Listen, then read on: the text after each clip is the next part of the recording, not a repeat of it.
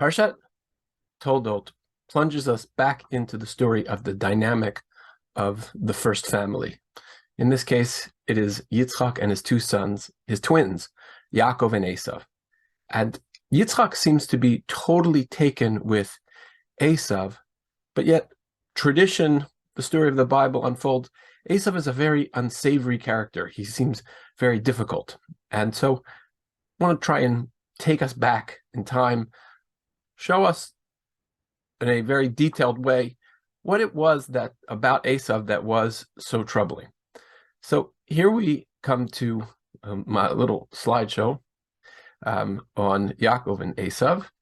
I want to just you to be able to see a couple of things sort of clearly, and I absolutely love looking at the way in which the Dutch masters understood these biblical characters. So here is Matthias Stone, 1640-ish, painting Yaakov selling the birthright to Esav. And you see Esav here as the hunter. And the reason that Esav is described as the hunter, you can see the rabbit that he has displayed, is because the Torah specifically will tell us that Yitzchak loved Esav kitzayid befiv, because he had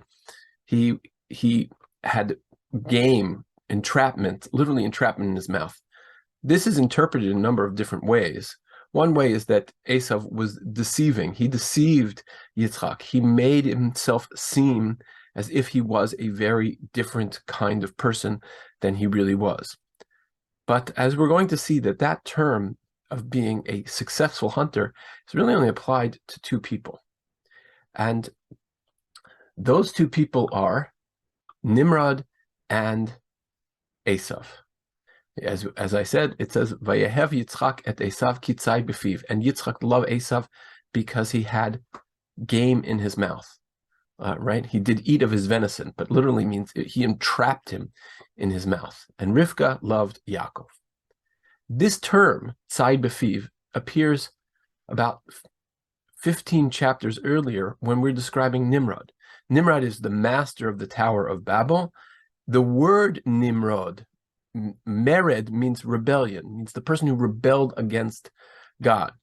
And it says about Nimrod, it says, Hu haya gibor tzai lifnei Hashem. He was a mighty hunter before God. And the beginning of his kingdom was Babel, Erech, Akkad, Kalneh, in the land of Shinar. These are the areas of ancient Mesopotamia. You can see here on the map. And these are the if you will, the cradle of civilization, the first ziggurat, the civilization that becomes Babylon, which will jostle with Egypt to control the ancient Middle East. This is who Nimrod is. And Nimrod he's not only the great hunter, but he's a strong man. He is a bully, and he essentially bends everyone to his will by the force of might.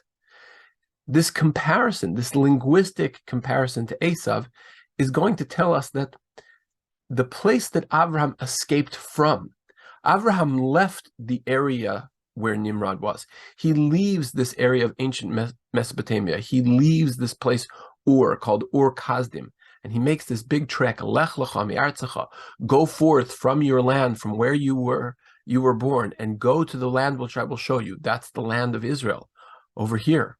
Why does he go there? Because he needs to escape the controlling and the despotic forces of Nimrod and Avodah Zarah. And he's going to try and live a freer life. He's going to try to establish a life where everyone is seen as equals under God, and not a scenario where there are strong men who control all the other people below them. And that's Nimrod. Here's Esav. Esav becomes a throwback. He is, if you will, the success and power of the family of Abraham, but with the disposition of a Nimrod. He's controlling. He's a strong man, like Nimrod is a strong man. But there's fascinatingly another comparison to make here. And that comparison is the comparison between Esav and David. There are two principal parts of this comparison. One is that each of them has a fighting force of 400. And each of them is also described with a unique descriptor. Nowhere else in the Bible is anyone described as Admoni except for Esav and David. And it seems to be a description that is about someone who is an outdoorsy, sort of runs a fighting force that sort of subsists on the edges of civilization. And 400 men with swords back in those days could impose their will upon anyone. And we have a fascinating narrative in the book of Shmuel, in which David is confronting a number of different people, of which one is Naval HaKarmeli, and he can impose his will. If Naval is not generous to David, David can run him through. He tells his guys, put your swords on, let's go, we're going to teach this guy a lesson. It actually happens that Avigail confronts David and teaches wisdom to him, and he practices restraint. And here is where Esav becomes an interesting figure. Esav is a figure who sometimes shows the restraint of David, like in his rapprochement with Yaakov, when Yaakov returns from his escape. He escaped after having sold the birthrights and after having gained the blessings. And he leaves because of Esav's anger. When he comes back, he presents gifts. He has a whole strategy. But Esav's very calm. He's very giving. He shows restraint, very much like David. But there are other times where the rabbis understand that Esav is tough and harsh and perhaps even murderous, perhaps even leveraging the psychological forces of idol worship to become a Nimrod. And so Yitzchak is of a moment trying to ensure the power of the family of Abraham, and seeing someone who has that kind of Nimrod-like strength, perhaps the future leadership quality of David. It's very, very seductive. It's very impressive. And he wants that for the family of Abraham. But as the Torah will tell us, there's a certain blindness that comes about.